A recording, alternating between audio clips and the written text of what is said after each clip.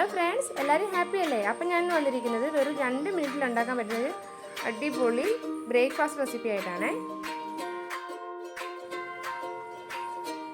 ഇതിനായിട്ട് നമുക്ക് മൈദ ആവശ്യം. ഞാനിപ്പോൾ ഒരു 3 കപ്പ് അളവിൽ മൈദ എടുത്തിട്ടുണ്ട്.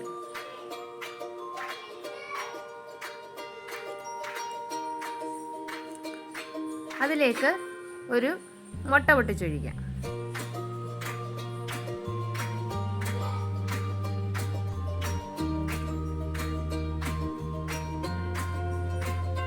ഇനി ഇതിലേക്ക് ഒരു 2 സ്പൂൺ അളവിൽ പഞ്ചസാര ഇട്ട് കൊടുക്കുന്നുണ്ട്.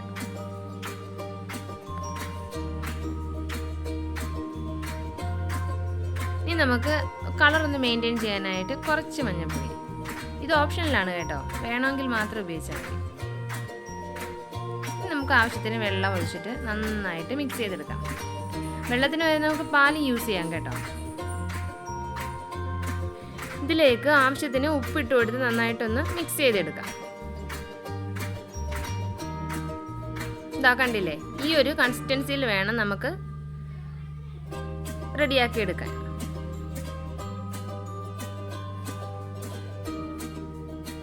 ഇനിയിപ്പോൾ ഒരു അപ്പച്ചട്ടിയിലോട്ട് നമുക്ക് ഈ ബാറ്റർ ഒഴിച്ചു കൊടുക്കാം.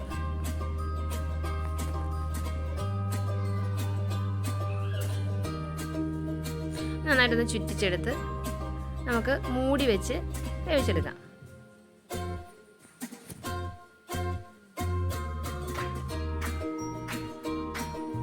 കുറച്ചുകൂടെ വേവാനുണ്ട്. അപ്പോൾ ഒന്നുകൂടെ അടച്ചു വെച്ച് ഇപ്പോൾ ദാണ്ടെ വെന്തിട്ടുണ്ട്.